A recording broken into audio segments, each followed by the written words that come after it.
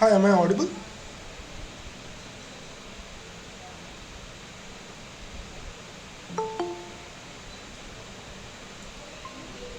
Yeah, so we'll start in 1 or 2 minutes. Uh, let's see if anyone else joins.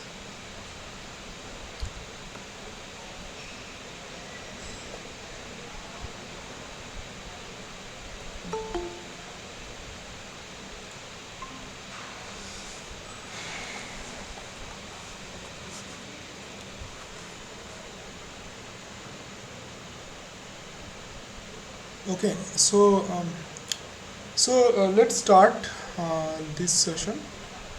So hello everyone, my name is Raja Mukherjee and I'll be taking this live session for NPTEL course on programming in modern C++. Um, so this session is being recorded, so you can view it later. So in this week we will be solving questions related to week 10 of the NPTEL course, and we'll be discussing some problems and we'll have a small recap of what was taught uh, in that week. So let's start.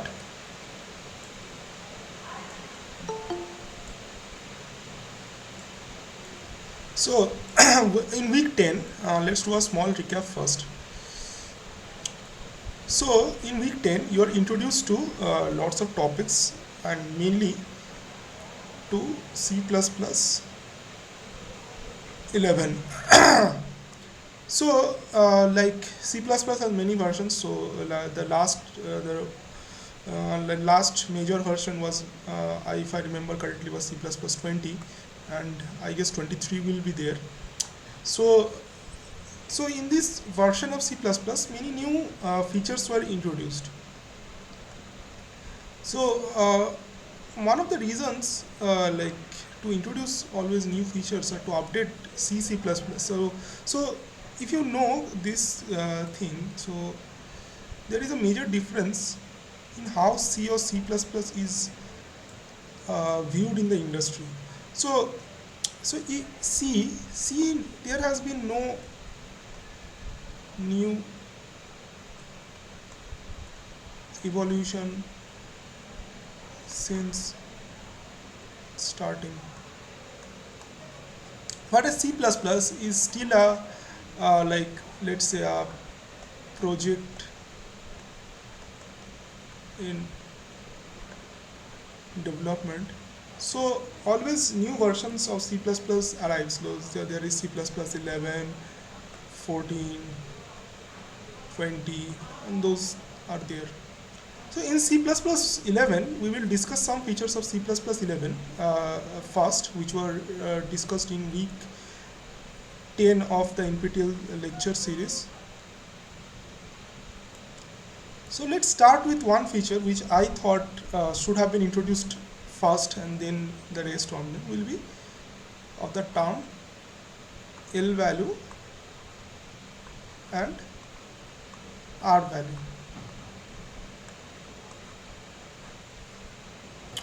So let's write a statement. Let's write a statement int x equal to 10, right? So whatever is to the left of the expression is considered as L value, and generally whatever to the right of the expression is called R value. Okay, so now let's quantify it more. So for L value, anything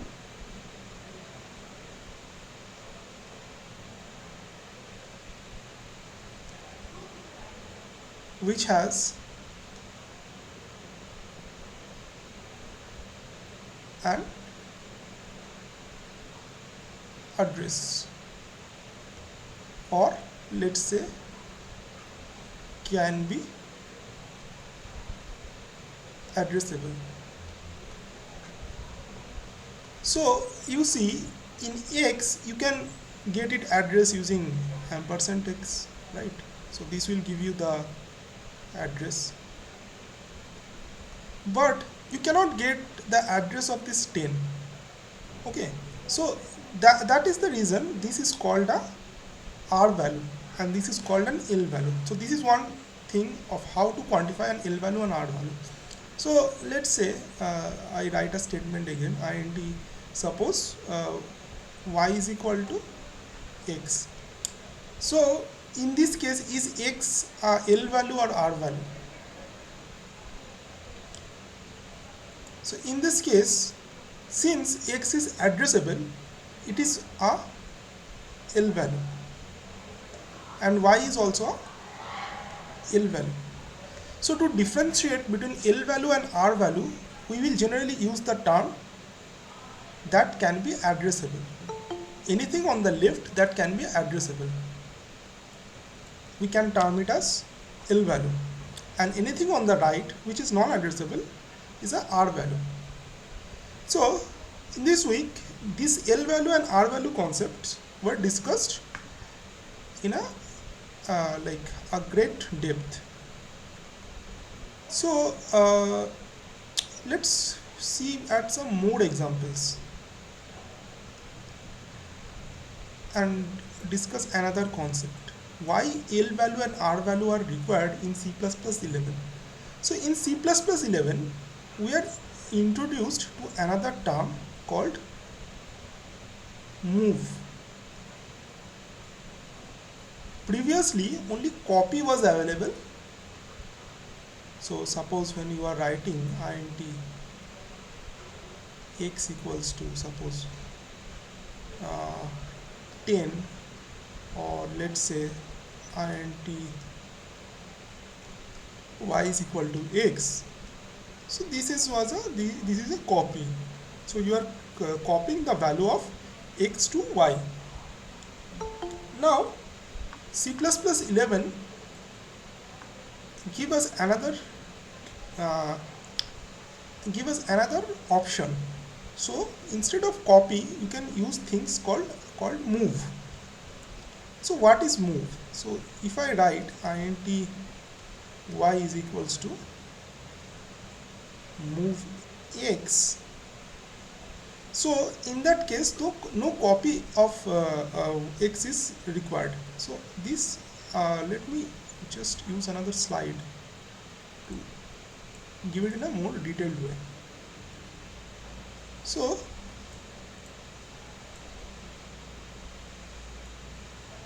when you have int x equals to 10 and int y is equals to x, so let's say 10 is in here in the memory and x is pointing to it. So in case of copy, this will happen.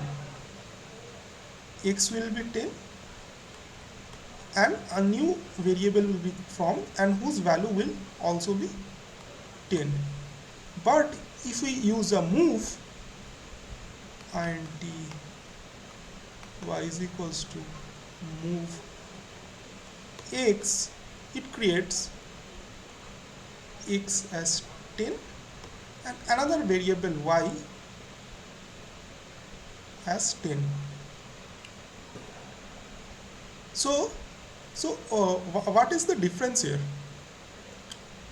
The difference is both have a same R value but a different L value. So x and y are different. X and y are different L value but same R value. So in this regard, the concept of L value and R value comes. Now we will see more examples which we have discussed in earlier traditional C++ codes and compare it with this C++11 code. So a simple code which I will start with is this. Suppose I have int sum,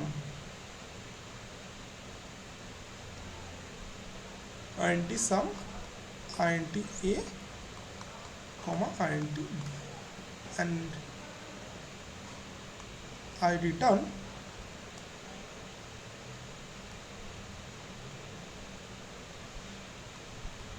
a plus b. And suppose there is another code, so int ampersand sum int a int b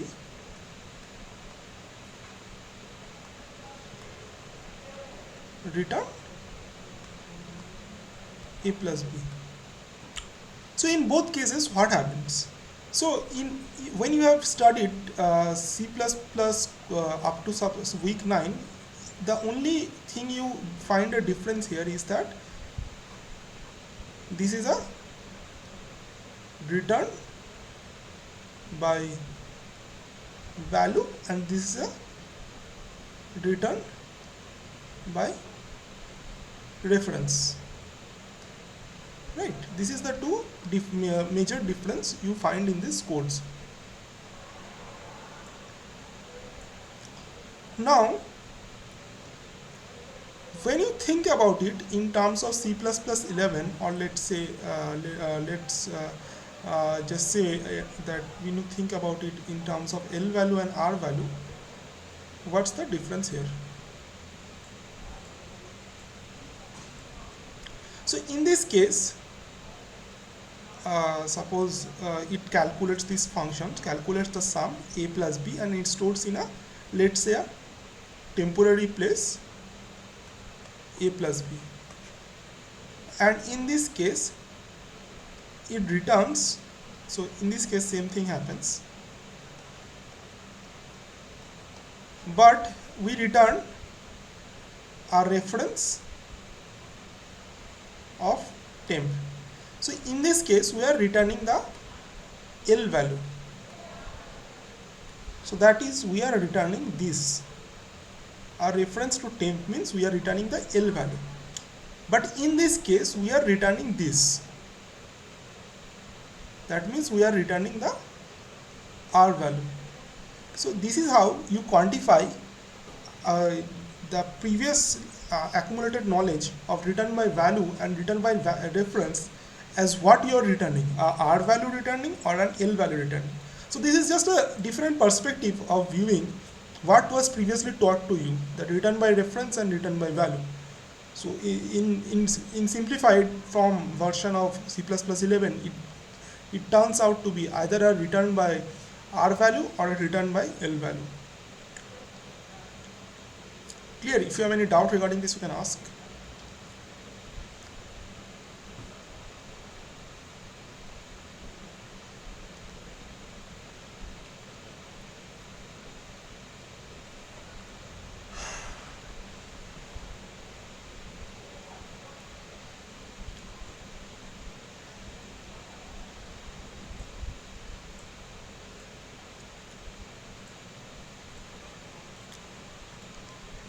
Now we come to another topic, why L value and R value. So the primary reason for introducing L and R value is to simplify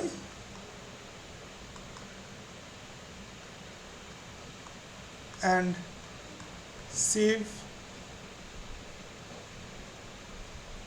memory and time in case of copy / move operation.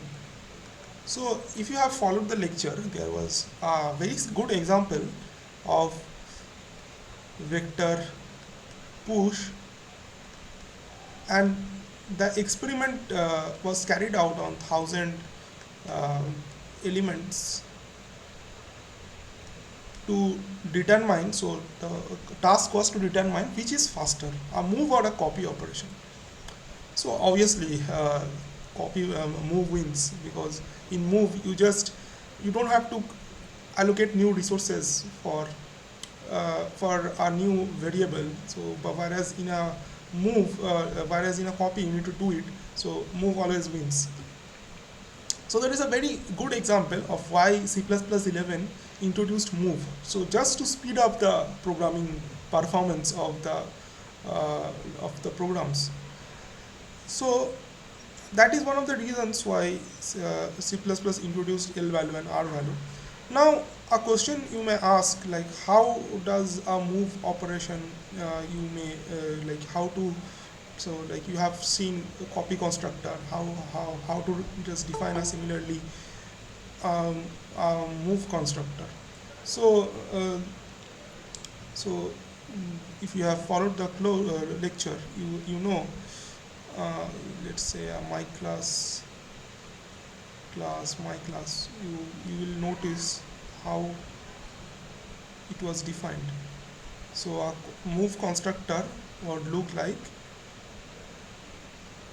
this, and the copy constructor looks like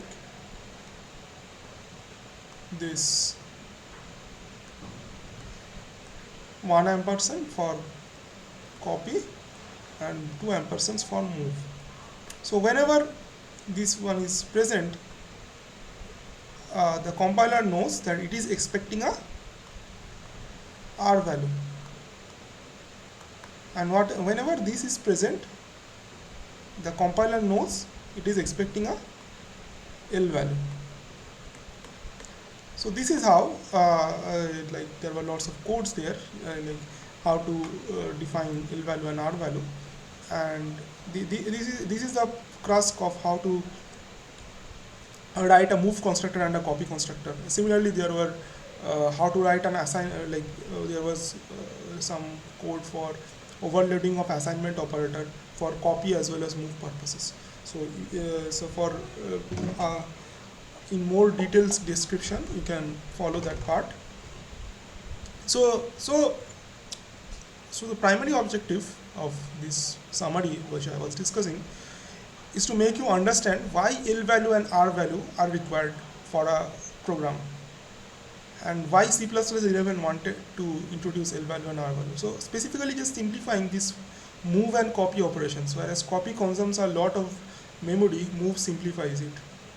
Also there were in this part of the lecture series, there was a lot of like discussion on how to write a better way of writing a move operation in C++ for all user defined data types and all. So I'm not going to discuss in details that, you can just refer to it. So this is how the main part of the discussion was there. Next, another important topic that was discussed in this part of this series was, let me clear this up a little bit.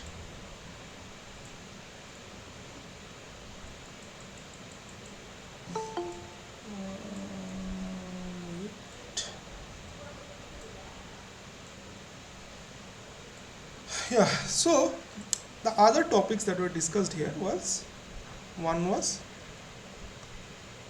use of auto, and DCL type. Now to simplify everything, I will say use auto as a superset of everything. So whether you have list or whether you have a vector, whether you want to access a vector element or you want to access a character, int, anything, just use auto. So the primary objective of introducing auto was, so suppose you have a template,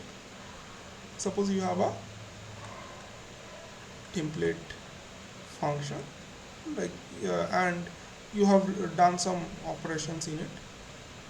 Now you don't know what is the type of object, like suppose you have a template vector, suppose you have a template vector type, template list.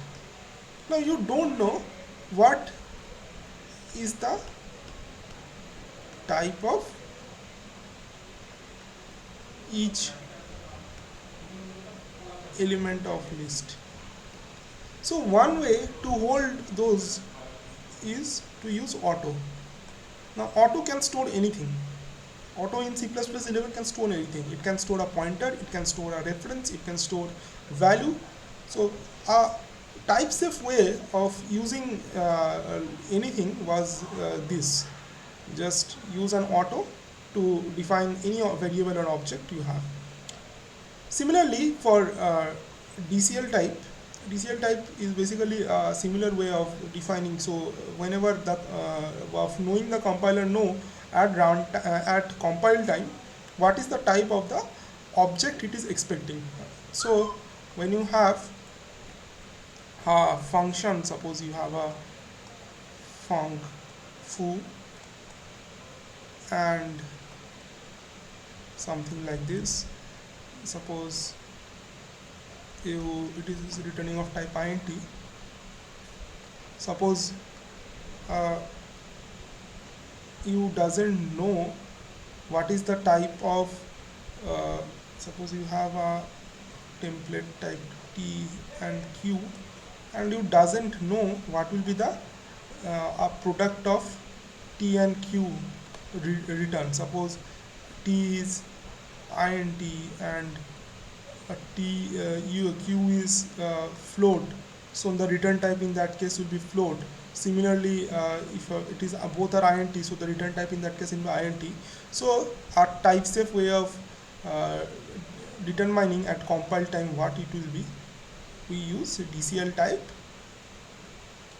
this to determine what will be the type of this expression after at compile time.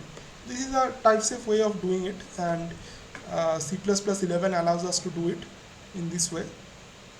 So these are the functions of auto and DCL type. Now there is another part that was declared that was like discussed here was initialization list. I am sure you have heard of this term initialization list before than like this week. So like when you are discussing constructor and how to initialize the object of the of a class in a constructor, and as well as the base class and derived class, we have used this term initialization list for this part. Similarly, initialization list in this case is used for initializing any kind of list. Let it be a vector, let it be like a stack, everything. So it can be used to initialize. So note the thing it maintains, it is initialization. So only for initialization it can be used. So a good example will be, so suppose you are writing vector int I1 is equals to 10, 20, 30, 40. So what is this? What is this statement? Vector int I is equals to 10, 20, 30, 40. So basically vector is a class here.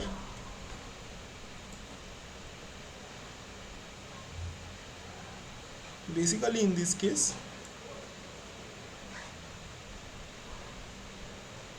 vector is a class. Each it has a, let's say it has an array of int type. So whenever you declare this I is equals to vector int I is equals to this means we are calling the constructor of vector. So that means we are calling the constructor of vector. This is a copy constructor, sorry. So we are calling the copy constructor of vector. Now the vector doesn't know, the copy constructor of vector doesn't know what will be the size of the element that will be passed to it, right? So it will in that case use a initialization list. In that case initialization list is required, because The vector doesn't know what will be the how many elements will its constructor receive. It can receive one element, two element, three element. So there it gives us the option of initialization gives us the option where we don't know, the function call doesn't know how many elements it is coming, but it expects one or more than one element. So that is one of the reason why initialization list was introduced. So this is one of the more features.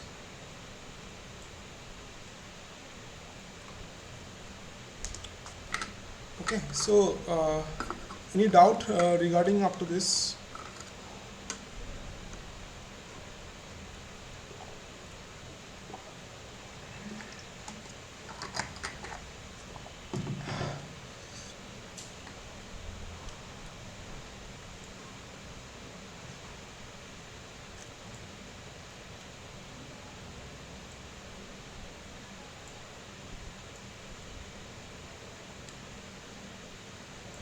So another important topics, few more important topics was discussed, and I think those are quite relevant to what we are discussing. I expect these things are very you know already, known, except null PTR. These things though, like null PTR to denote the null pointer, and no except means the function is expecting that no, it will not raise any new exceptions other than the one that has been already handled inside it. This is generally used to prevent chain of exceptions that we have discussed previously. Another important topic, another was that for range for loop. So this is a concept which came from Python, I guess. So for x colon your vector list, suppose list is L. So here x picks up all the elements of L one by one. We will when we discuss the problem, these things will become more clear. So the last topic which I feel is very important is const xpr. Now const xpr means we always when we are declaring any function or a statement as const expression, it means that that statement or expression or that let's generally a function or something or expression are always will be constant during the compilation time. So when we define it as constant, so let's say int const expert int x equals to 10, so we mean that at compile time only this will be constant. Or let's say a function is there, func const expert this thing, so we expect that whatever computation happens in the inside it, it is a constant during the compile time. Notice why I specify that the term compile time, because previously you have been introduced to const. We have seen what is const casting, those kind of things. Typically that constantness is means that during the runtime of the program it will be constant throughout the runtime of the program, a variable that is defined as const. Now but that doesn't mean that that variable is constant for the compiler. The compiler doesn't consider it as constant, right? But when you represent an expression as const expression, it remains a constant during compilation only. So one example I will give that we have previously discussed in this session was metaprogramming of template. So in template metaprogramming, you have seen that using recursion, you can compute certain small codes inside a template. So in that case, the computation was done in compile time, but any other computation cannot be done in compile time. So to perform computation at compile time, const expression is used. The reason for doing that is to speed up the program. Suppose you have you know that your program requires like a conversion of a rupee to dollar using a base conversion rate. Now you know that rupee will always convert to dollar using that conversion rate only. So why keep that computation up to the keep it allow that computation to happen at runtime? You can do that in compile time. So one such example of that is one such example of using const expression while in C++11 was introduced. So with that we did almost cover most of the things that was discussed in week 10. So let's now start the problems we will discuss in this session. So this is the first one. Okay, 1 minute.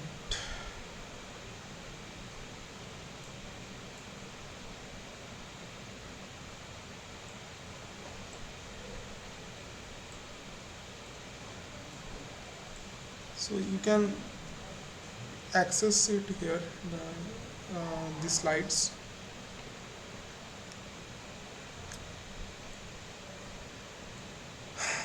So what you have here, you have a code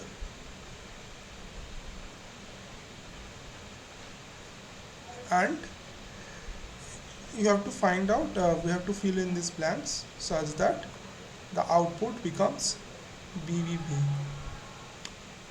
So let's see what you have here. You have here a character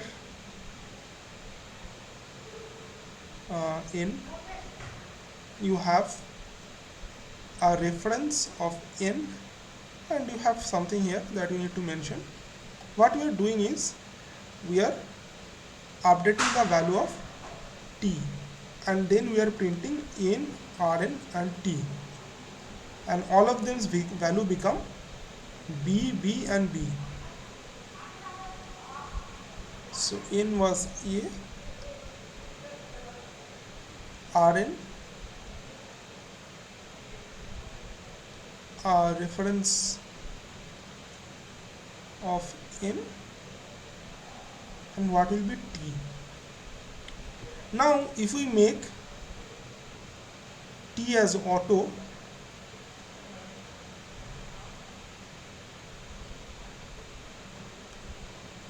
t is equals to rn, what will happen?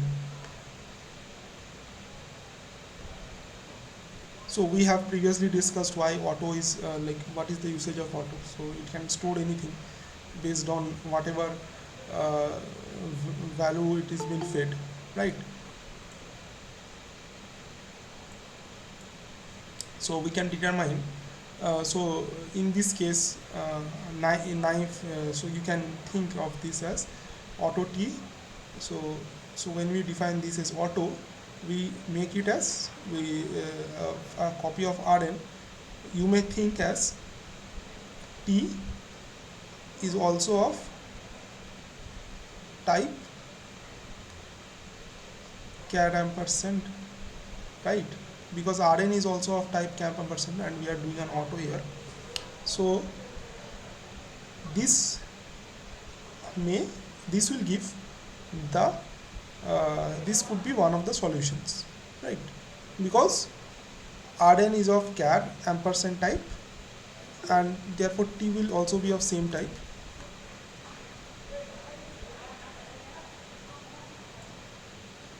So auto can be one of the answer. Auto ampersand, yeah, auto ampersand will also be one of the type because it will be a reference. DCL RN type, true, that can also be. DCL RN will basically come down to char ampersand, so this will also be correct. But DCL of n time will not, because it is of char type, right? So A, B, C can be the answer. Now I have done one wrong here, and which is quite important to understand why this solution which I discussed is wrong. So the problem of this statement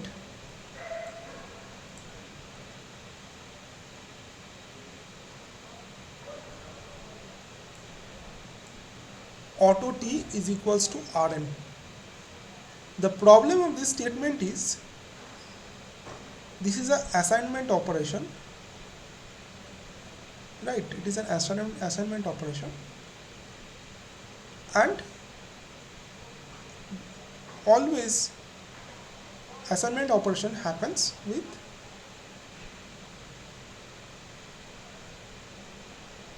R. Sorry.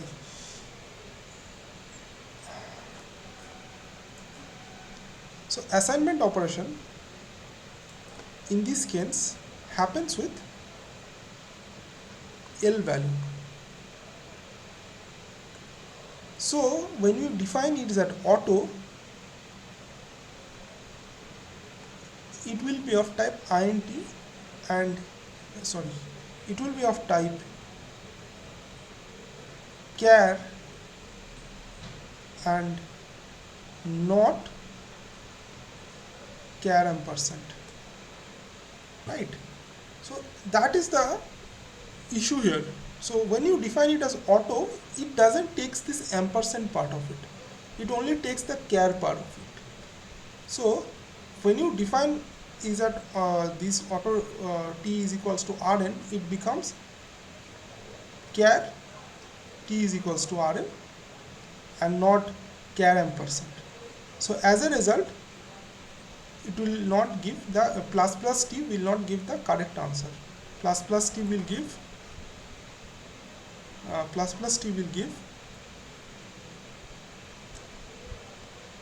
A B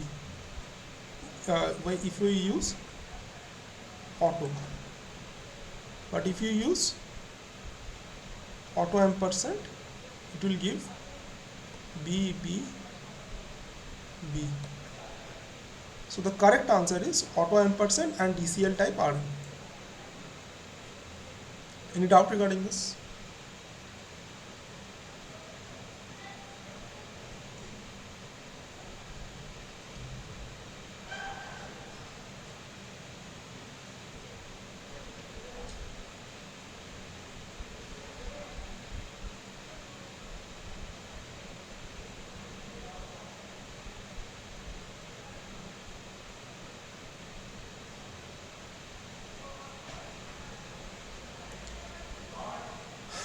Okay, so let's look at the next one.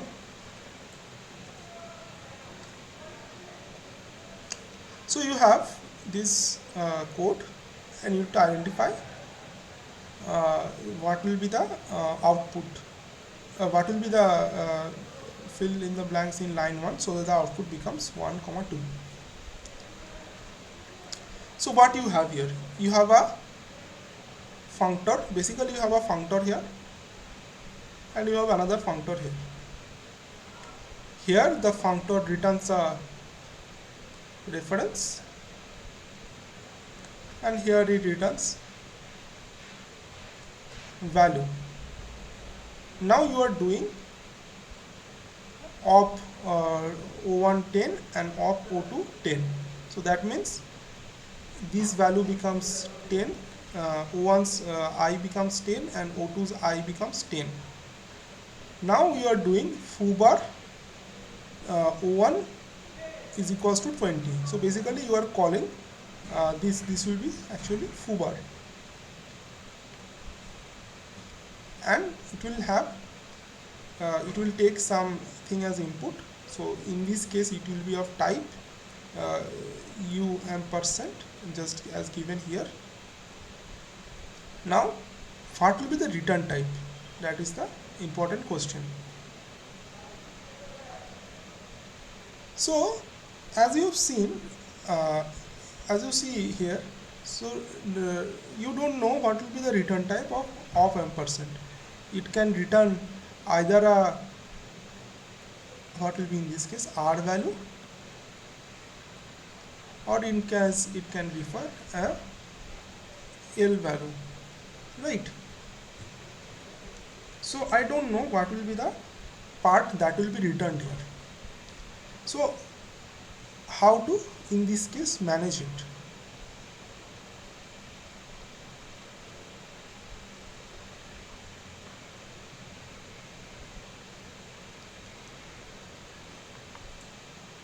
So the simple solution is you will use both, you will use DCL type for this. So one way of defining it is this auto.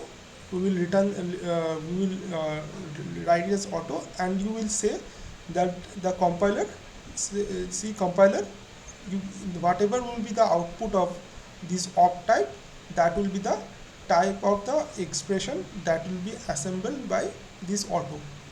This is one way of doing it. Another way of doing it is this DCL type auto, this. Now what is the what is the problem with these two?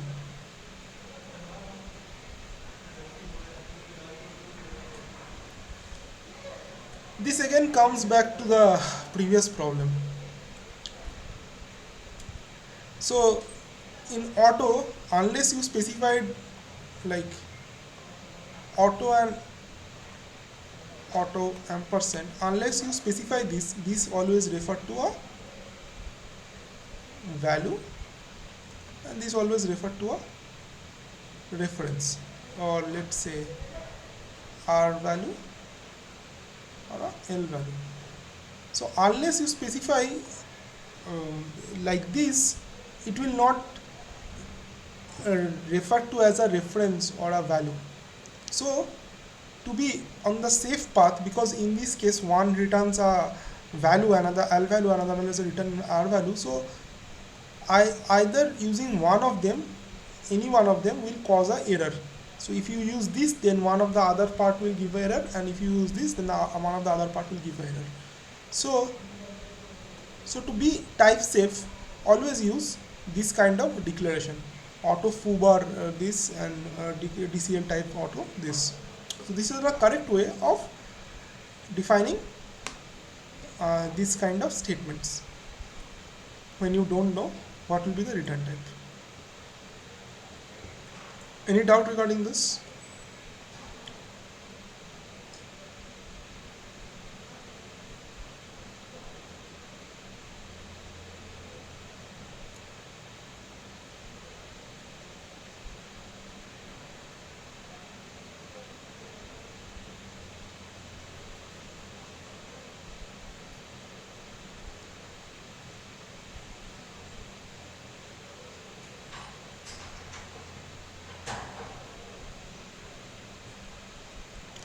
Okay, so let's go to the next one.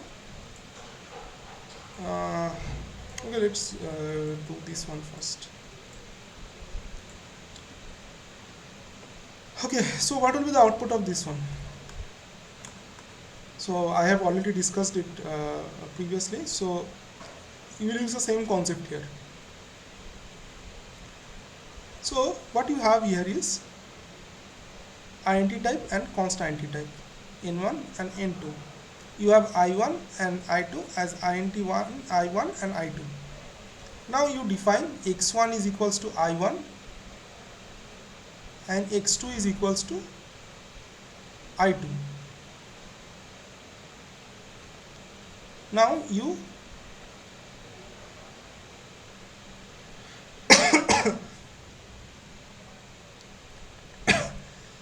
so you do an increment of x1 and x2. x1 and x2 values are currently 10 and 10. Now, as it was applicable for ampersand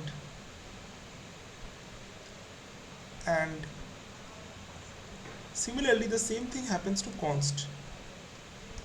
Unless you specifically cast this as const, unless specifically stated as const, it will lose the constants when you do this. So in this case, the output will become x1 11 after a increment and x2 as 11, whereas i1 will remain 10 and i2 will remain 10. So we see auto not only does break uh, const type and ampersand type, it also breaks not only ampersand type, it also breaks const type. So why this? Why this? Because it determines its type from the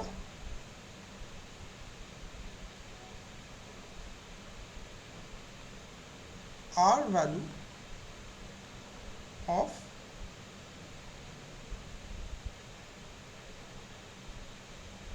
assignment.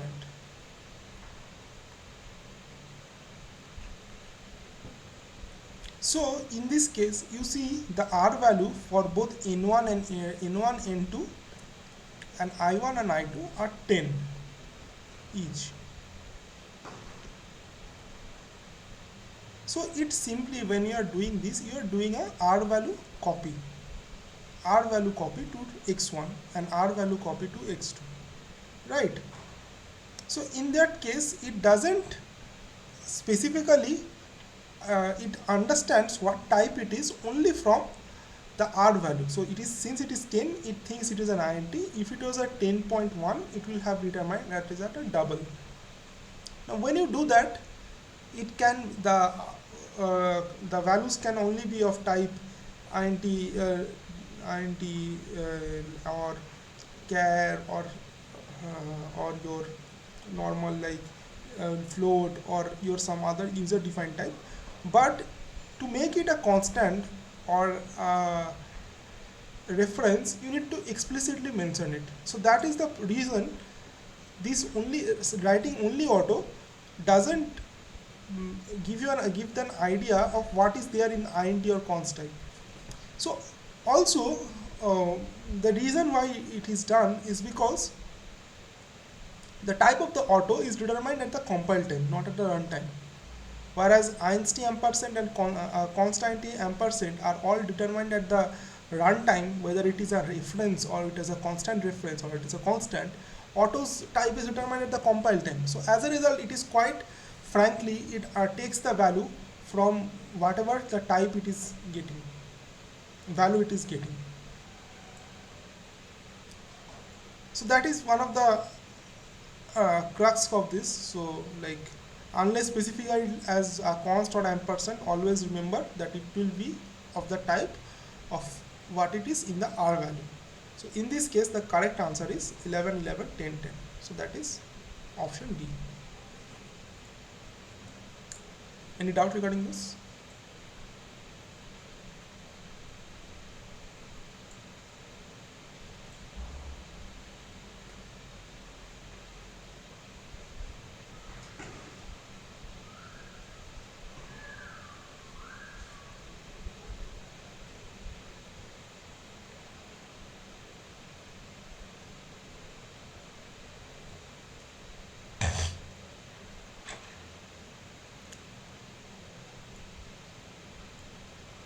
Okay, so let's look at the next one.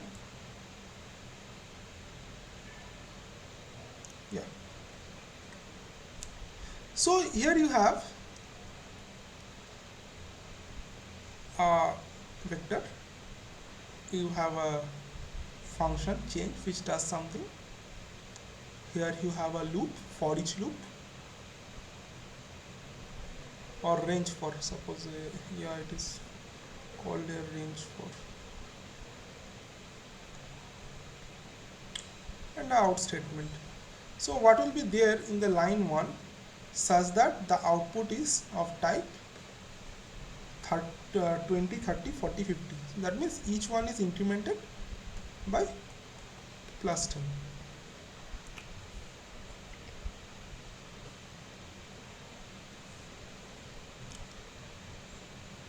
Now let's discuss what happens here.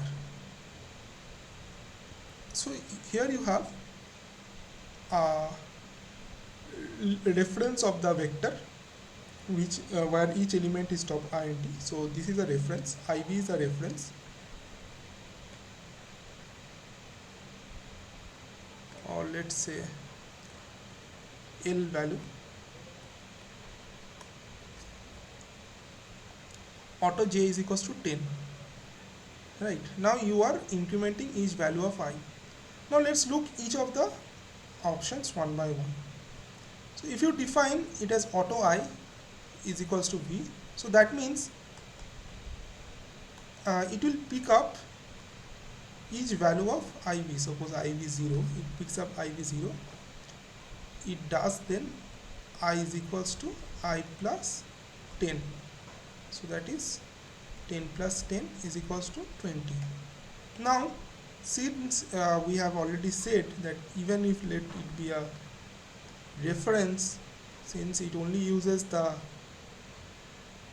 R value to determine the type, so it will be perceived as an INTI. So auto I will not work in this case. So if it was auto ampersand, then it would have worked. Similarly, let's look at this one. Type of J is auto. What is auto? Type of J, that is again another INT. So this will not work like the A. Now look at this one. What does this mean? DCL type I. So whenever you use these double brackets, this means you are referring to the L value of J. What is L value of J? L value of J will be INT ampersand, right? L value of J will be INT ampersand. So this will work, because INT ampersand, whatever changes you make in INT ampersand I will be reflected in the vector. So that is the reason this will work. Similarly, this where it takes IVJ, that is one element of this vector, and that will be able to determine the type, that is of type INT ampersand. So that will also work. So the correct option is C and D. So any doubt regarding this? So last 4 problems which we discussed are mainly related to auto, L value, R value, and DCL type. So this I guess will be enough to make you understand how auto works, what is L value and R value, and how it is related to auto, and that should be enough for this like topic of auto and DCL type. Any doubt regarding this, you can ask.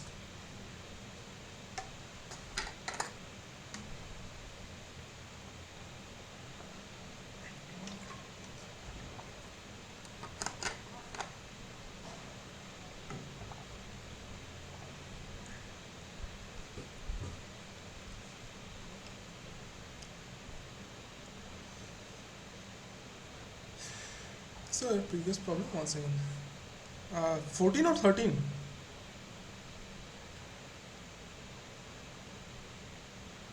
They 14 or 13, okay.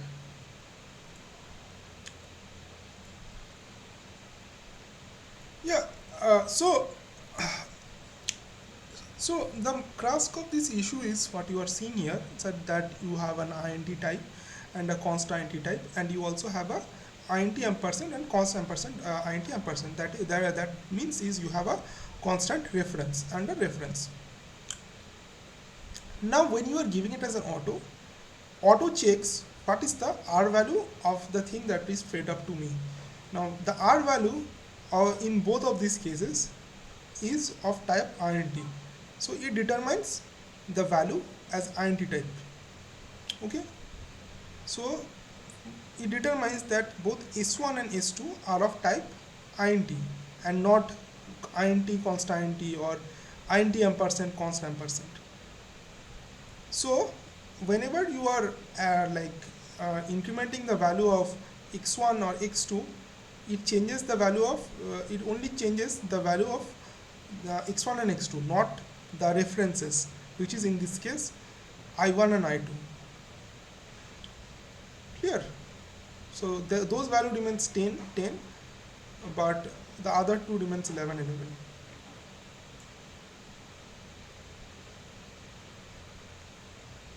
So if I just have a summary of this thing in auto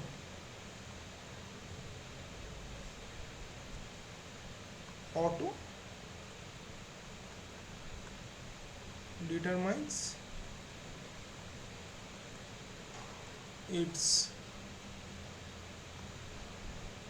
type from R value and hence don't care about reference or const.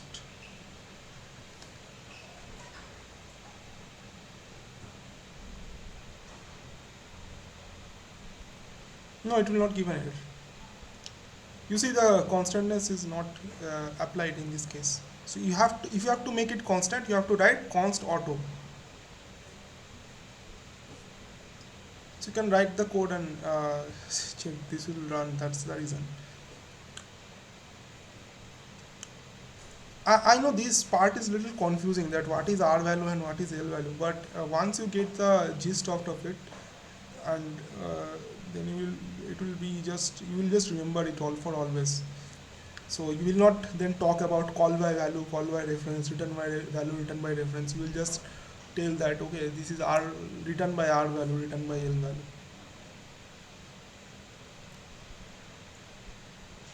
So when you are doing an int a is equal to c plus d, so what is this happening in C++ 11? So this is basically C plus d is giving an output, that is the R value, and that is being fed into A. So this is a move, not a copy. These are the things you will become very fluent with whenever you understand these concepts in a much depth. Okay, so let's go back to our slides. Okay, so this is a problem on initialization list. So here you have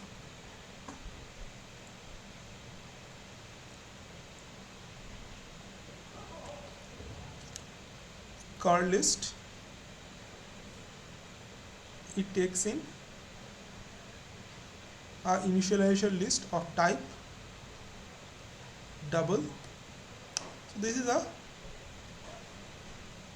constructor, this is also a constructor, and this is also a constructor. So this is what is we do is simple term we have discussed before is overloading. So the cast list can take in array of double type, like a list of double type. It can take in a list of integer type, or it can take it 3 doubles.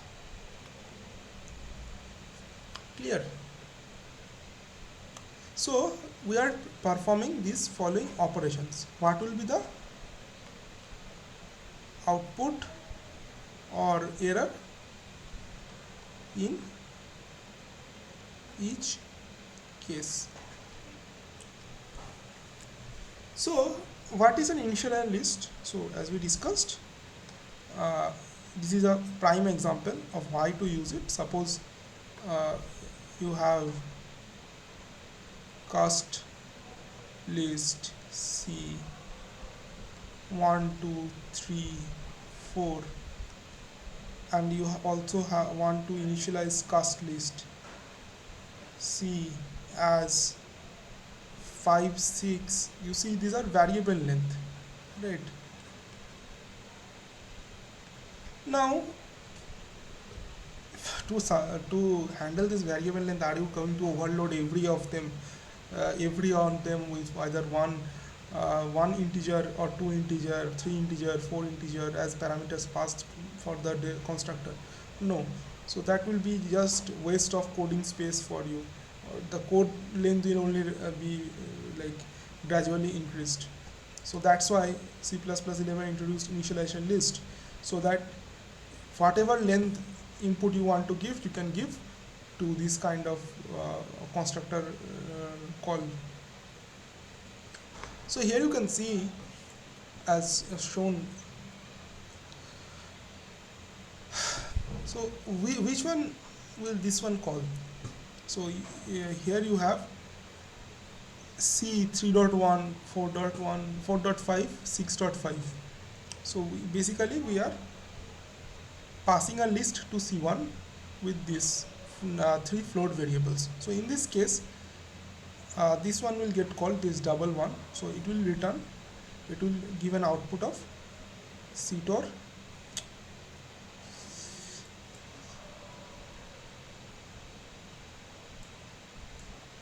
It will give an output of CTOR 1. Correct. Now let's look at this one. Now observe what is being what is being used here.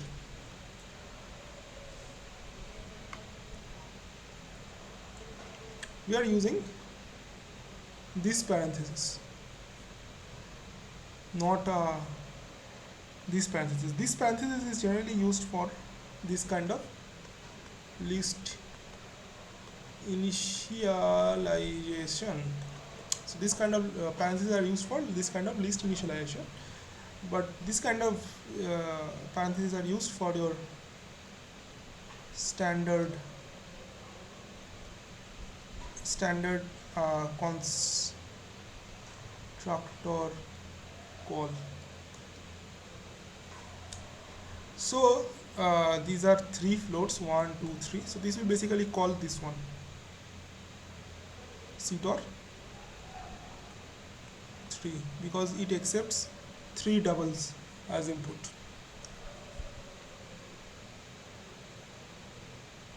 Now let's come to this one.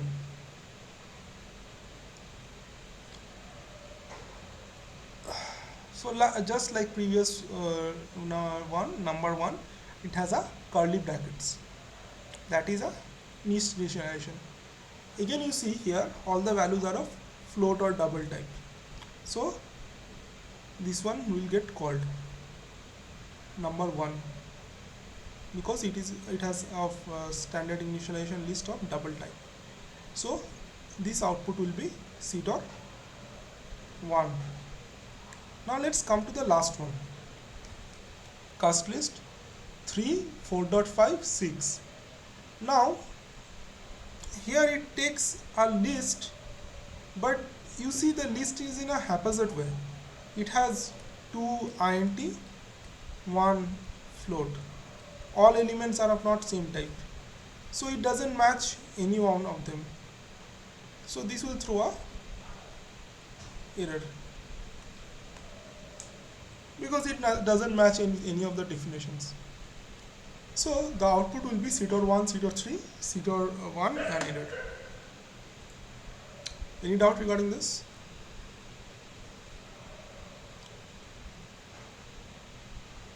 No, it will not throw an error, because F and D are same. The float and double are same, like double and float are both floating point numbers, so they can be stored using the same data type. It is something similar to how long and int are of same types, like both are of integer type. So if you have done a course on let's say compiler or computer organization architecture, So computer organization architecture will give you the difference of what is the difference between int and float. So you must have heard about this term IEEE 754, floating point number. So floating point numbers are stored in a different way in the computer, and double int type things, int long type things are stored in a different way in the computer registers. So those kind of conversions are easy. Explicitly C++ can do, but in this case it will not do.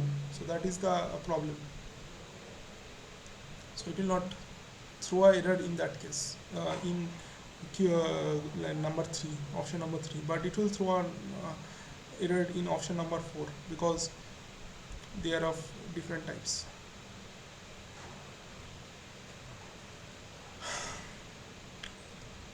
Okay, so let's go to the next one.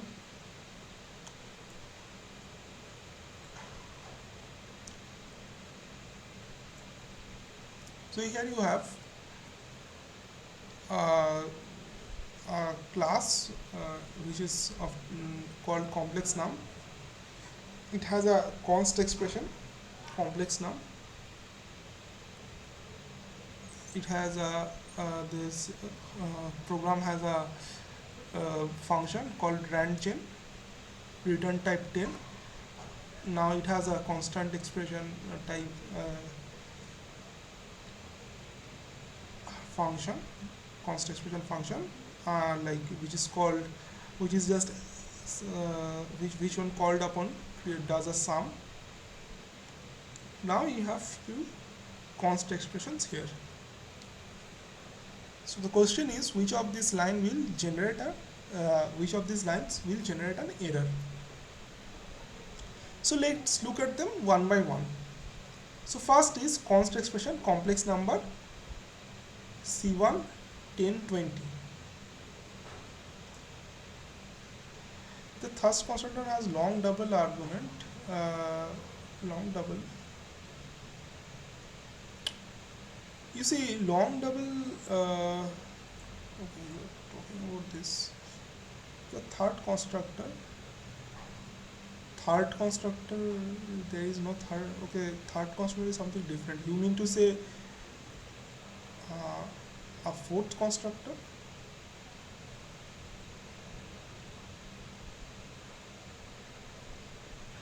You, if the third constructor has a long double argument, so you mean to say long double long, yeah, then it would have worked C.3, but you see all are double here. So and no, another thing you are mistaking here.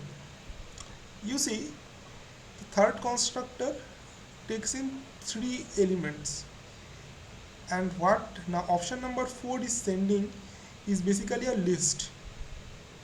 It's not sending 3 elements, it is sending a list of 3 elements. So anyway, it can have worked.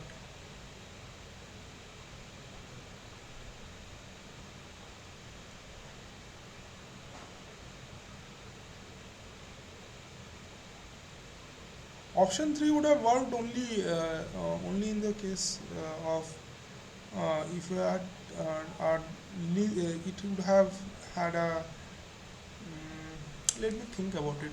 If we had a cast list with no parenthesis, so you mean to say this, right? You mean to say, well, let me write it. Okay.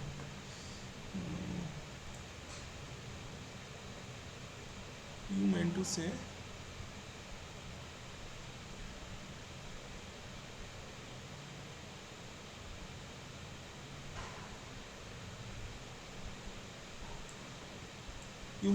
this C 3 4.56. So like it had a card list and long double. Okay, then also it would have worked. Yeah, so she means to say no, so this would have also worked because long double this would have worked. So for card list standard initialization long double, yeah, this would have worked. Yeah, this would have worked.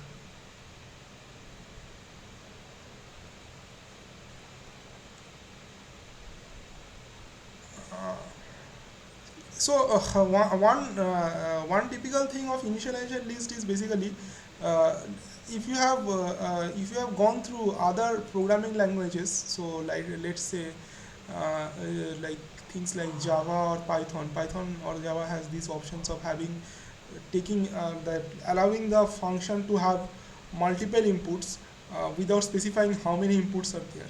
So initialization list concept comes from there, like a little bit. So the magic of this all programming languages, I know everyone wants to learn new programming languages and all, but crux of this is all of them does the same kind of work. Okay, none. At the end of the day, what is a program? Program is being run on your memory. So every one of them does same kind of work, but all offers different level of flexibility. Suppose you have a Java program, Java offers its different level of flexibility to a Python program. Python program, you can write in like in a script format. It doesn't have to have this class, all things. This you can just write a script, run it, and done. In Java it is different. In Java everything has to be inside a class, and that is a different programming paradigm. And in C++ also you have this class concept and all, but you can also write programs without class. So these parameters like this, for things like inheritance and all, these are all common across all object-oriented programming languages, but the way to do it is different in all of them. So this initialization list is present in every programming languages, but the way to do it is just different in for different things. Okay, so let's come back to this one and just let's solve it.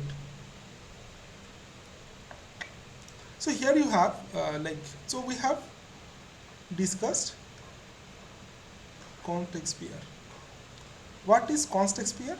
It provides constantness constantness in compile time. This is the important part, compile time.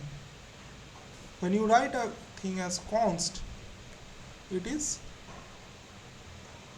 runtime constant. Now this program will give you a clear idea of why this thing of why one require a compile time constant thing. So if you look at this code, it has a const expression constructor. It has this has this random generator which it just returns a value. It has this const expression numgen, and it has this const expression statements. Now so let's look at all the statements one by one. Const expression complex C1 10, 20. So will this line generate an error?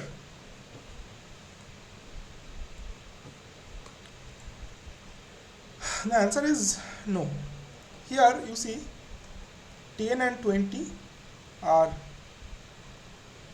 compile time constant. So let me just give you an example of what I mean by compile time constant. So if you define an array ARR 20, so this 20 you see is a compile time constant.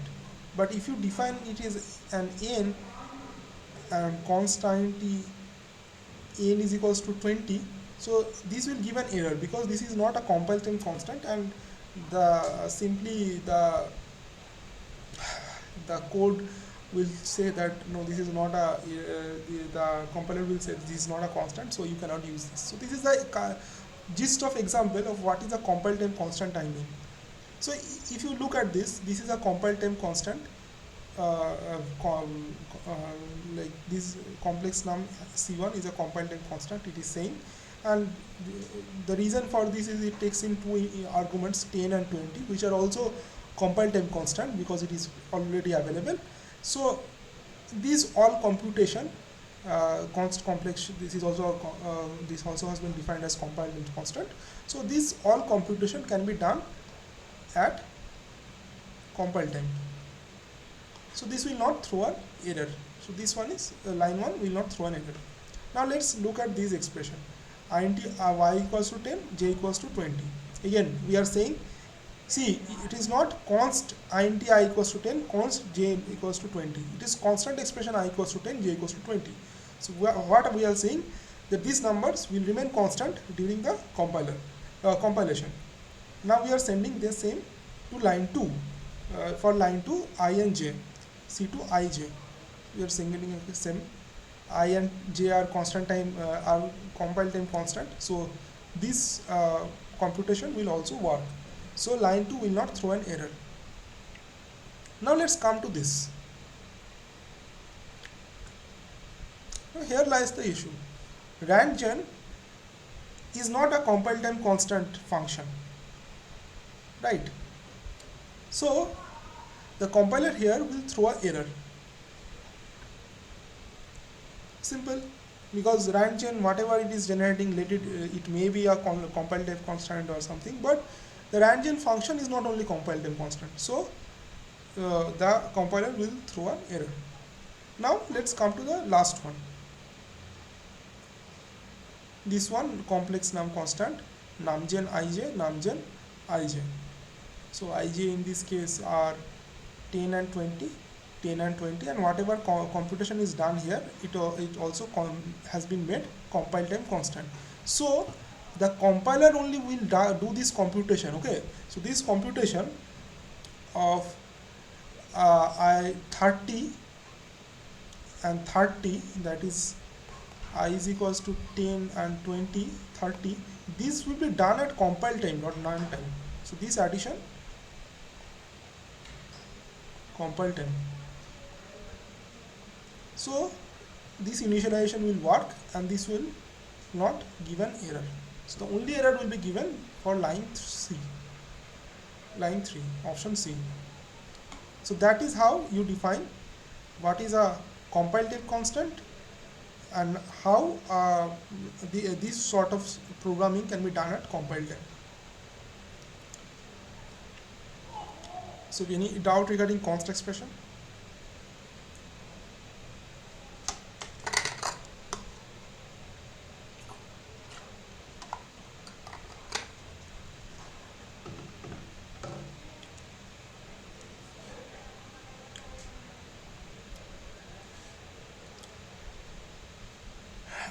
So generally programming happens at runtime. Okay, so whatever computation not does, but when you are defining something as const expression, you are telling the compiler that okay, these are constant at compile time, so you can just compute it. So whatever these things that are being done in these 5 statements are all done at compile time, and runtime doesn't have to much worry about it.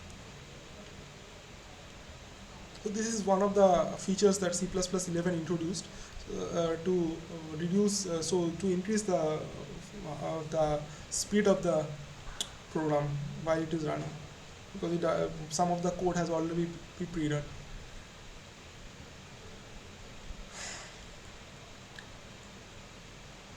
Okay, so let's go to the next one.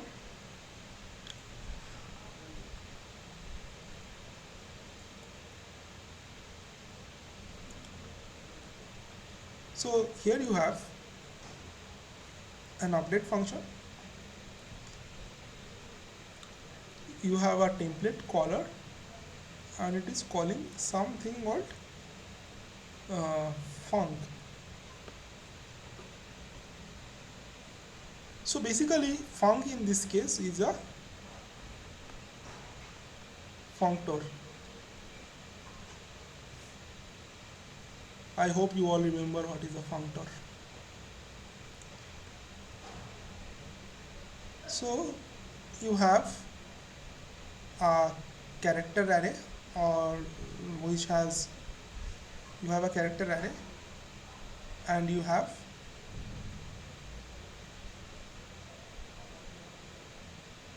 a pointer to the second element. So if S has 2 elements, P points to this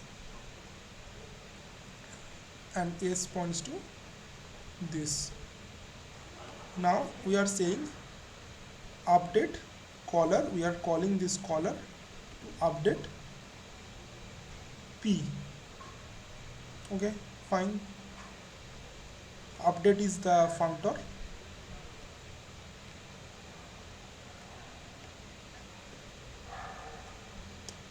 So is there any problem in this statement?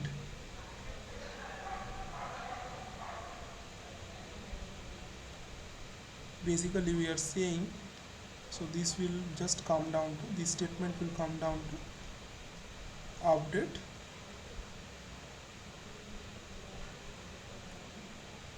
update p. So that is that this one is correct because p is a string type, is a cat type, and it like cat start type. So p is a cat start type of, so this will not give any error. Now let's come to update 0. So you are saying, we are saying update 0. This will generate a error because it is update is expecting char stars type, and we are giving it to him int type. So this will give an error. Now this one null will also give an error because null is in C, not C++.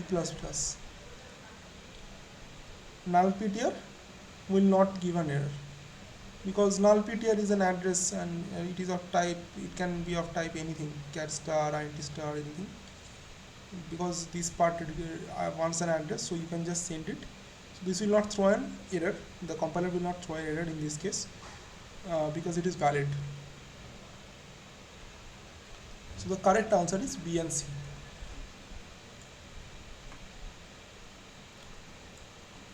Any doubt regarding this? You can ask.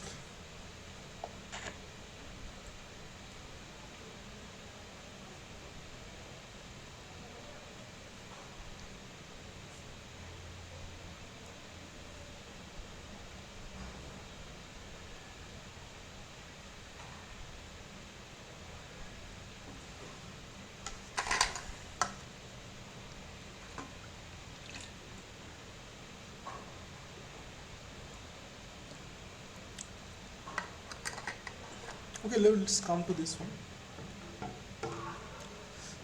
So I have not previously discussed this, but let's have a little look at this one. So this is what is called in C++ to modify identifier. So you can use this and write your own identifier, like sort of like suppose you have 20, you can write 20 kg, and that will mean 20,000 gram or something. So this will expand to 20 kg, will expand to 20,000. So you can write int I is equals to 20 kg, int I is equals to 20 kg, which will mean basically 20,000. So these kind of these kind of things C++ allows.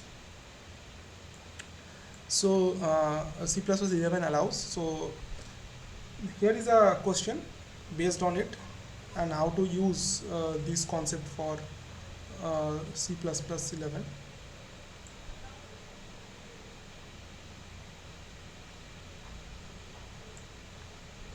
So what is the correct format to do it here? So you have a long double, size 10 KB plus 2B. So the output should be output of size. What will be the output of size in bytes? So first, without doubt, the output type in each of them will be long double.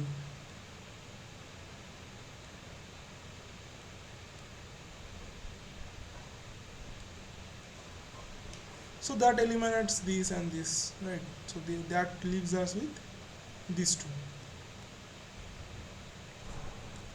Now, which of them is the correct way of doing it? The correct way of doing it is this. You will use the operator this, and since you have used underscore kb underscore b, you have to mention that here. So this is the correct way of writing options for this kind of modifying the identifier. Okay.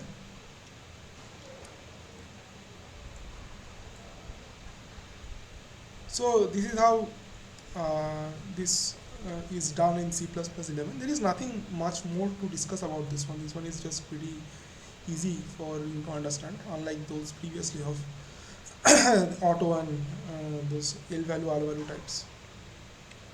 So this was much easy for much easier version than those. Okay, so let's go to the next one.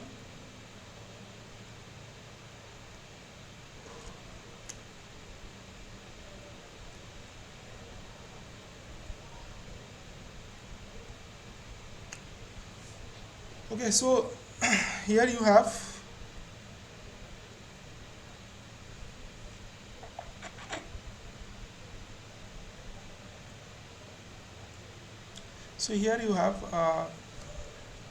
main function. You have the like what will be the output of the program that you have to mention here. You have a function process which throws an exception. Now here you have a no except,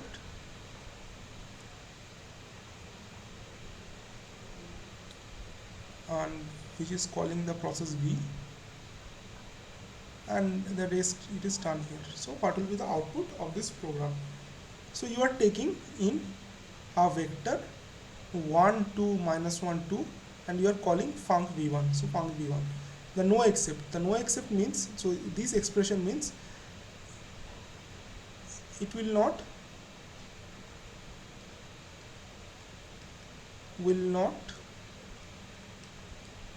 throw an exception as long as IVEC 0 doesn't throw exception. So this means as long as IVEC 0 that is being used, it doesn't throw the exception, this function will not like process IVEC 0, like this entire process doesn't throw an exception, this entire code will not throw any exception. So it processes it, it sends 1 is not less than 0, so its value will be incremented by 1, that will become 2. Next we send 2, this 2 value is greater than 0, so greater than 0, so this part will not go, it will come to plus plus v, and it will not throw an error, so value of it will become 3. Now let's come to minus 1. So what happens here, in minus 1 it comes here, so it checks that v is less than 0, throw v is thrown. Now you see this function func doesn't throw an error unless and until as long as IVEC 0 doesn't throw an exception. Now this exception is being handled, but this exception is not being handled, right? So this throw will throw an exception, so the throw v, so it will catch here, so it will come from here to here, it will come here, and then this print will be called. Now so only first two elements value can be changed, rest remains same, because when it was processing minus 1 it throws an exception. So the correct answer in this case will be 2 3 3 2 minus 1 2.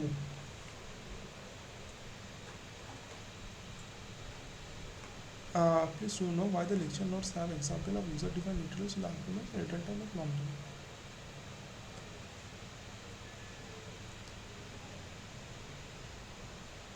Can you just let me know which slide? I will just check it once. Just reference to which slide you are talking about. So, uh, so any doubt regarding this? So like, yeah, sure, you can just send me the slide number. I will open. So any doubt regarding this exception? This thing called no except. So no except doesn't throw an exception uh, as long as the exception for which it is given is not throwing an error. So in this case, that is not throwing an error. So other part is throwing an error. So it will throw an exception, which will be caught by the catch statement, and the other part will not get executed. Only the part previously, that is 2 3 minus 1 2, will get executed.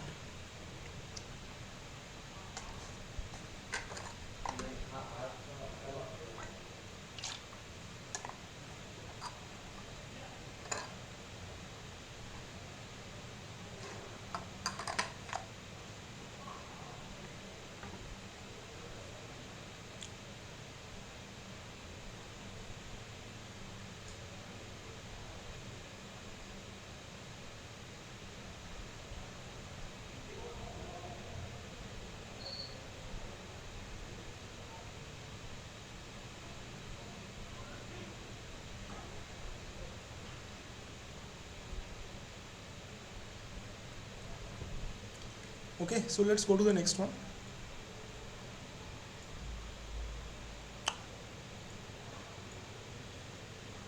Yeah, this is a very important question and very tricky one, dealing with L value and R value. So here you have a global variable int I equals to 10. Here you have test which accepts, like uh, which is it's expecting a R value as parameter. Then there is get ref, get val and get ref. So these returns. So let's just use all the technical terms today. So these returns are R value, these returns are L value. Now let's look at all these four statements.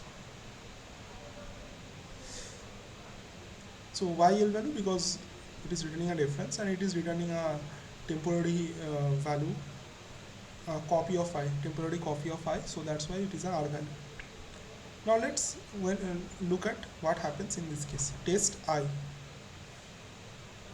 When we give test I, what we are sending?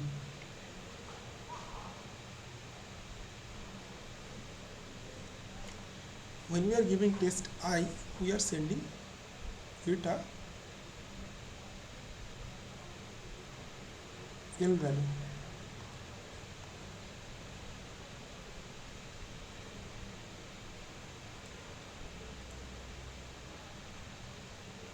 Because you see, this is an int I type. It is not a like something else. It is just basically an L value. Now let's look at this one. I plus 10. I plus 10, that is basically 10 plus 10, 20. It's stored in a temporary place. So this 20 in this case is basically a R value.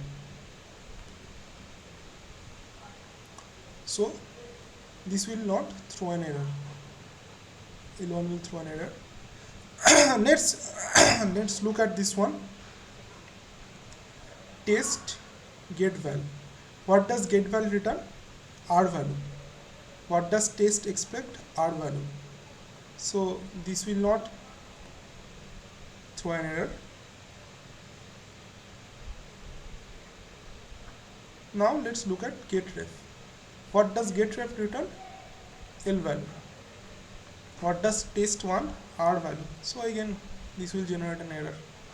So the correct answer is 1, 2, 3, 4. So it's simply lecture 8, 2 slides are marked as complex review and mention. Okay, just I will look into it after this lecture discussing this. So this is a very like interesting topic of why L values and R values and how it is perceived in C++11 code. So whenever it is a return by reference, it is a L value we have discussed previously, and it is a return by value, it is basically an R value. Now this I plus 10 creates an R value, basically saying that okay, this whenever this temporary computation is stored done, it is done in a temporary place, and that value is basically an R value, it is not an L value. So that will not generate an error. So first one it's L value, second one it's an R value. Next we call get val. Get val, you see it is an return by value, so it is R value. And our last one get ref, it is a ampersand type, that is an L value, so it is a return. So we are basically passing L value to test, so that will not generate that will generate an error. Clear? So whenever to solve this kind of problems, so you need to just, whenever you get this kind of stuff, you need to first determine which one of the part of the program is a L value and which of the part of the program is an R value. So whenever you find this kind of reference thing, these are always L value, and whenever you find a simple value, it is always a simple literal like 10, 20, 30, those are always an R value.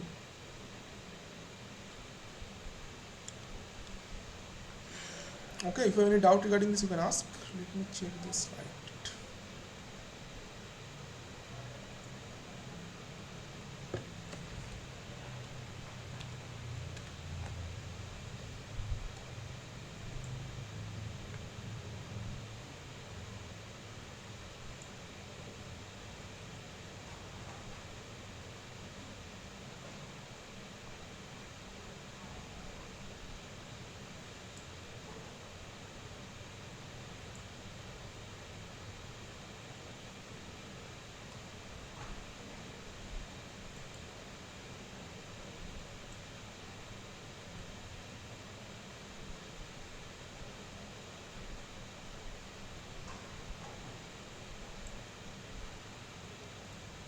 Can you just put the slide number, like the two slides, I don't know which slide, so there are 48 slides, so just tell me which slide, I'll just let you know.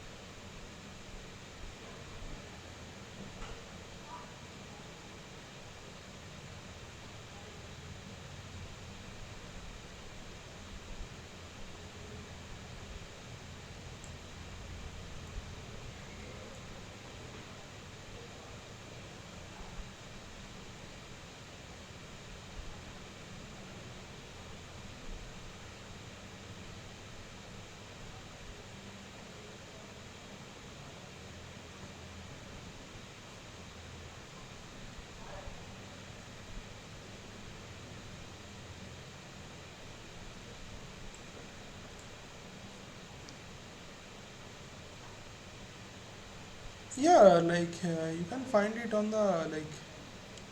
Okay, let me. Okay, I will giving you. I'm giving you the link.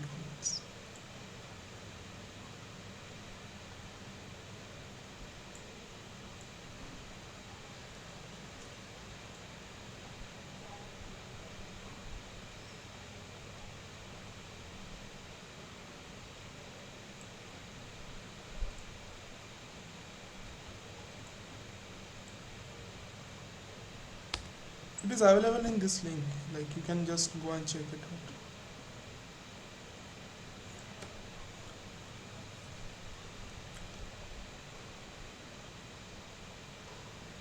And so you will get both me and Arya's, both of them, both of ours, all the programs.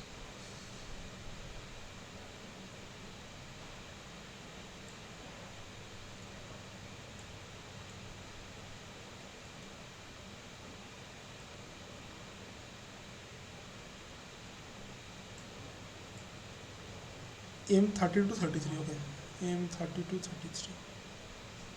M32 32.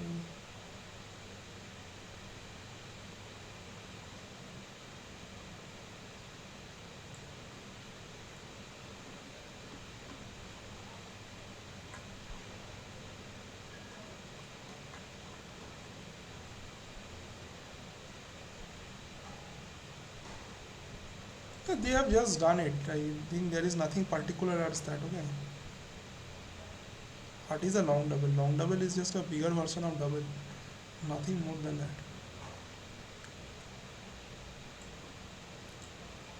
It will take up more spaces than normal normal double or float. So if you if you check the size of double and long double, so it is basically the difference of the size, nothing more.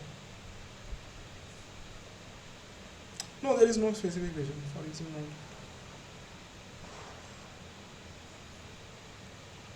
You can use it for INT also.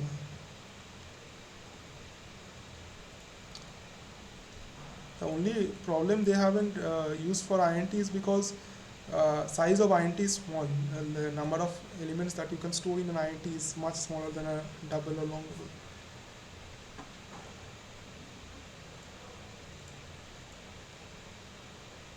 Okay, so let's come to this one.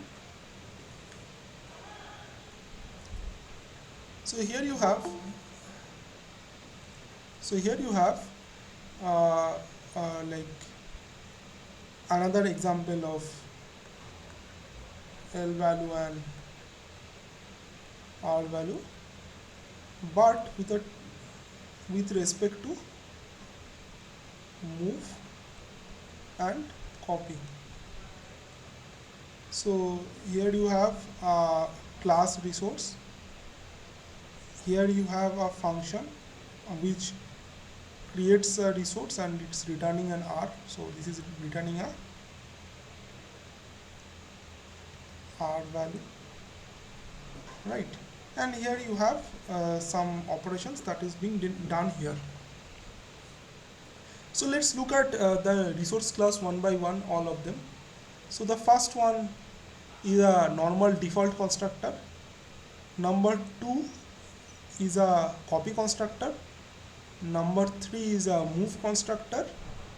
Number four is a assignment operator overload for copy, and number five is a assignment operator overload for move. So this is the five. All these constructor and overload are basically for these different tasks.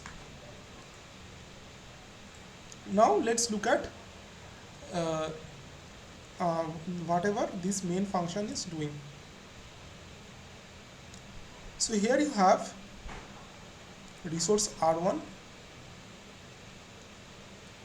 Whenever this is done, we are basically calling the default constructor. So number one #1 will be printed for this. Now this R1 is equals to create resource. So you are calling this one. So what happens here? You are creating a resource once again here. So that is by default. So that will do a number one R, and then we are getting the R value and we are assigning the R value to R1. So that is number 5. Assigning the R value, that is move of R value using this assignment operator.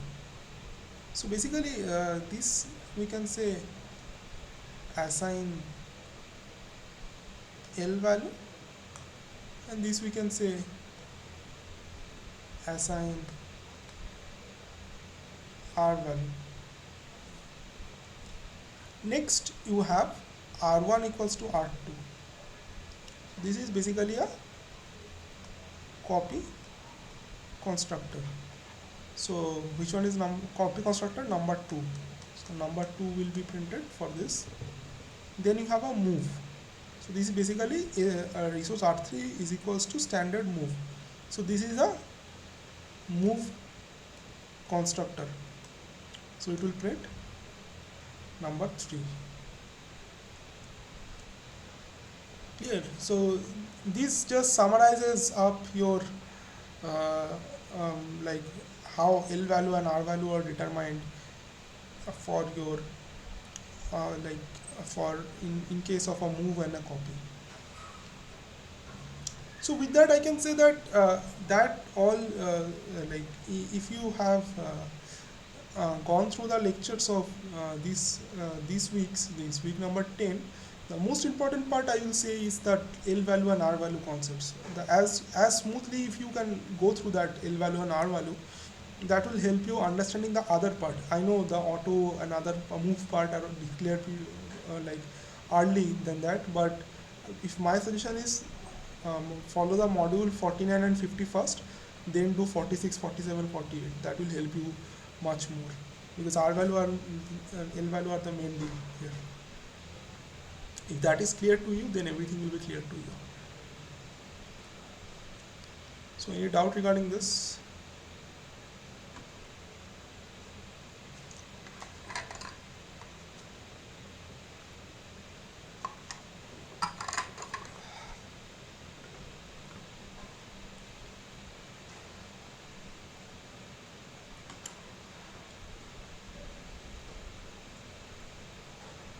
Okay, so let's go to the next one.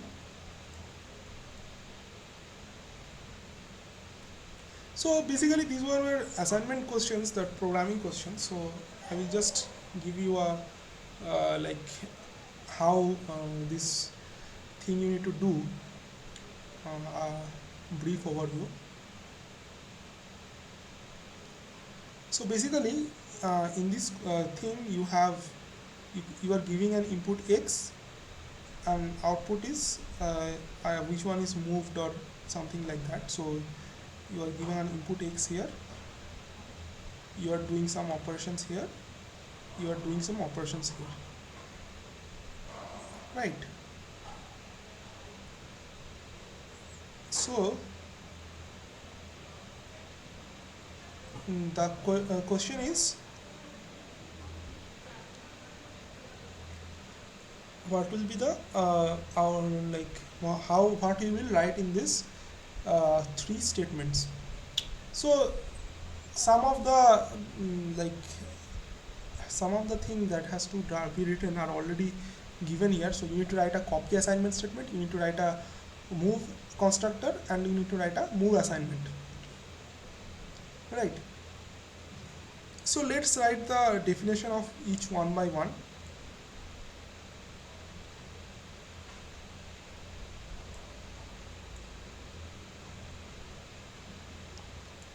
How to write a copy assignment? So a copy assignment will be uh,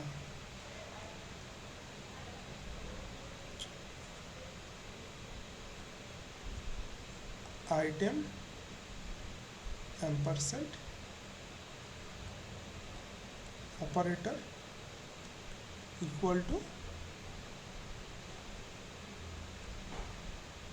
const item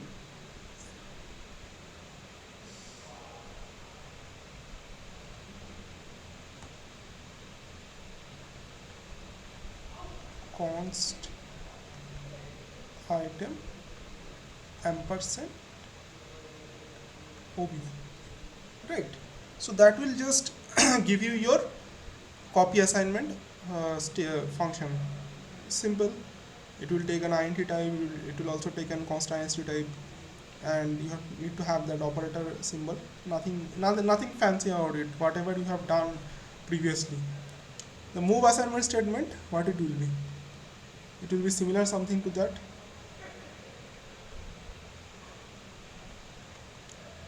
Item ampersand operator equals to item ampersand ampersand ob, just from ampersand ob to ampersand ampersand ob. So that will give you a move assignment statement. Now the other part you require is that move constructor. So it is also similar, item item it will be item colon item ampersand ampersand obj colon cp underscore obj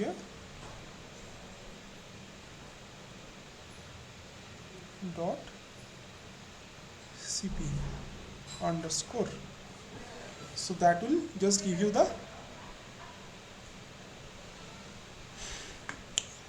move constructor, similar to compy constructor. Am I correct in question number 9? If the move assignment, okay. Okay, so this one was the your copy assignment, move constructor, and move assignment thing. So these are just very standard way of defining it. We'll come to the next one. Let me just see what one was saying. Am I correct in thinking that in question 9, if the move assignment constructor was not given, it would if use the copy assignment to invoke R1 equals to grade 3? No, it will throw an error in that case.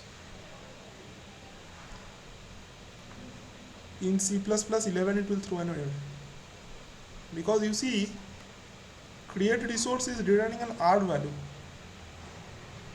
right? And if you didn't and so if the move assignment constructor if not there, it will just basically throw an error. Think everything in C++11 in terms of L value and R value. It will help you.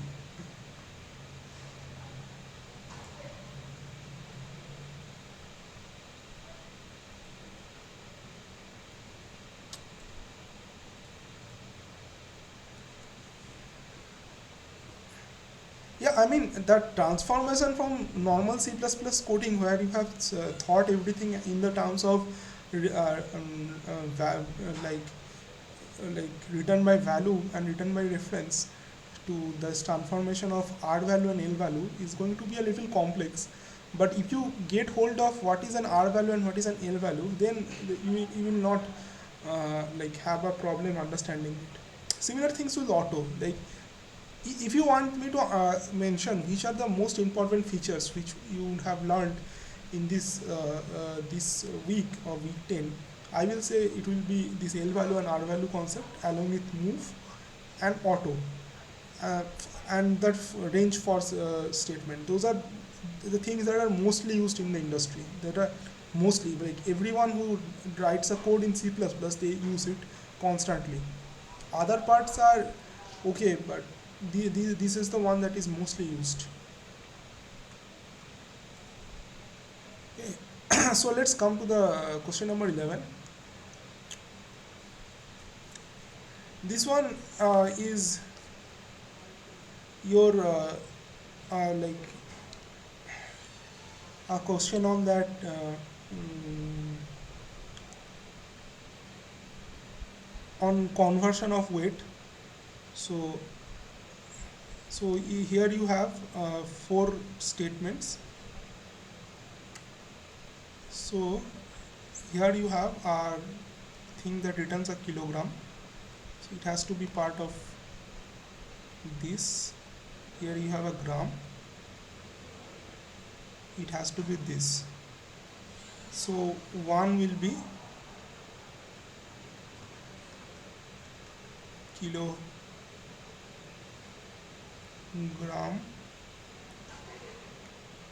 get val colon kilogram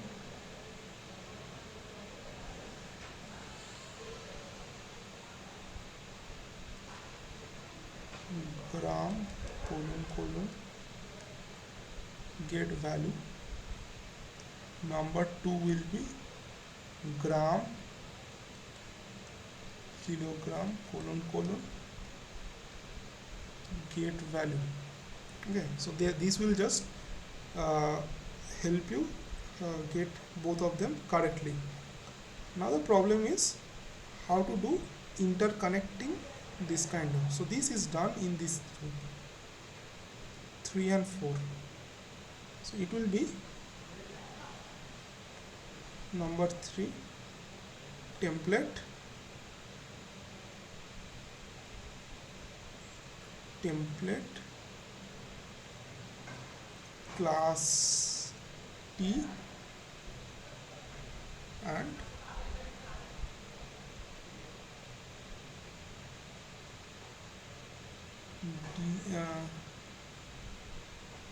number 4 will be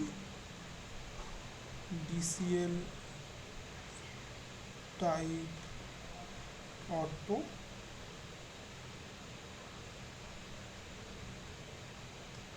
convert weight. So this will give you, so see basically what is happening. It is just convert weight is just using any one of them to print one of the other. So convert weight is basically a converter between gram to kilogram. So you need to use a template and a type of what it will return to like this. That will give you. Please, do you know why the following solution not work for question number 11? This question.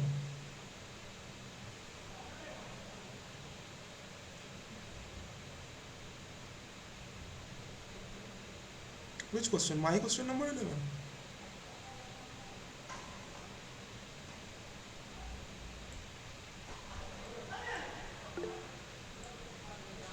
Yeah, because simple it is using one class. It doesn't require two classes, right? Why it will take both U and T? It require only one. You see, W it only requires W, right? So let me just little bit improve my handwriting here. So it will be DCL type convert weight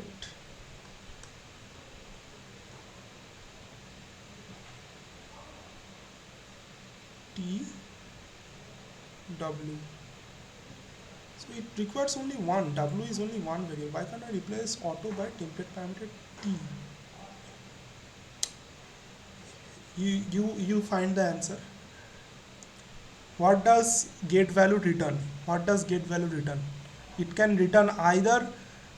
So if you have a gram, no, think about it first, not in terms of L value and R value.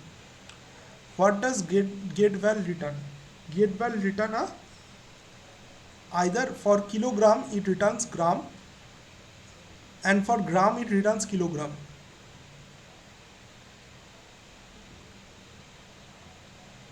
Right?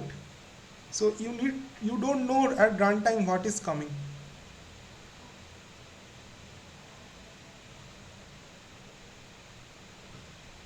So your solution to deal with it is using two templates T and U, right? So in that case, so your solution in that case is uh, uh, let me think. Yeah, but how can you how no it will not happen, right? So when you are defining uh, convert weight, so you are saying that compiler cannot substitute T by gram or kilogram. No, it can substitute only by one value. It cannot substitute by two value, right? So when the T is kilogram, the return is gram, and when the T is gram, it is returning kilogram. So that is the reason it is using an auto. If the thing has been just gram kilogram and gram and kilogram, that would have been a problem for compiler.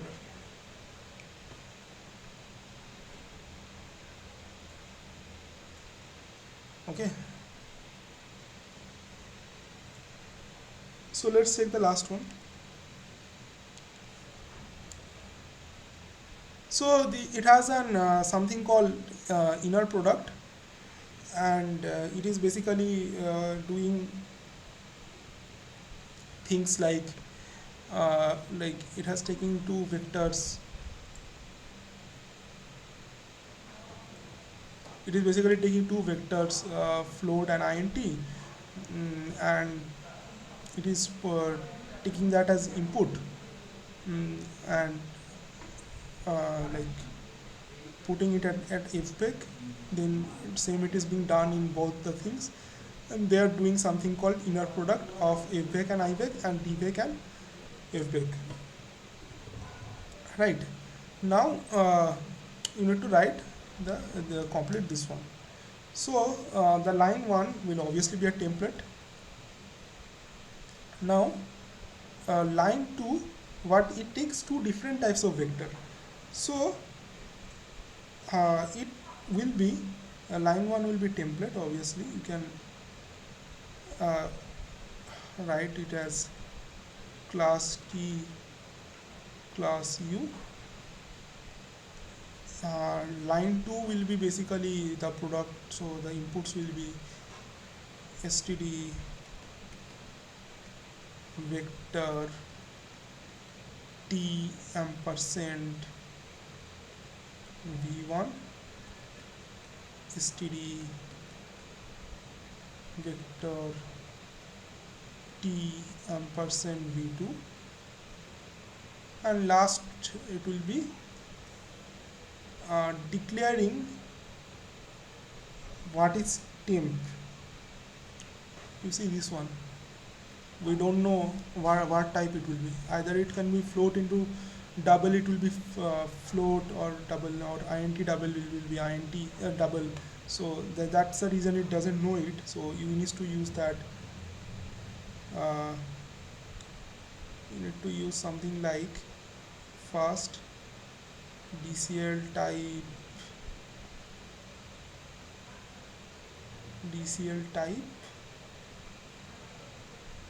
v1 0 multiplied by v2 0, and they are making it a calling it as a new variable. So how to do that? You need to use type diff, and you need to mention temp. That will do it. So basically you need to do a template. You need to then give the vectors which are taking v1 and v2. Now you see the temp is basically a new one here, so there is nothing called temp. So the way to do it is you need to just declare the type depending on the computation. So you will use dcl type v1 0 multiplied by v2 0, and then use type def to type the information as a temp. Okay, any doubt regarding this? You can ask.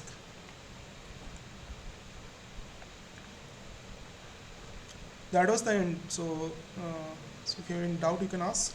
Or thank you for joining.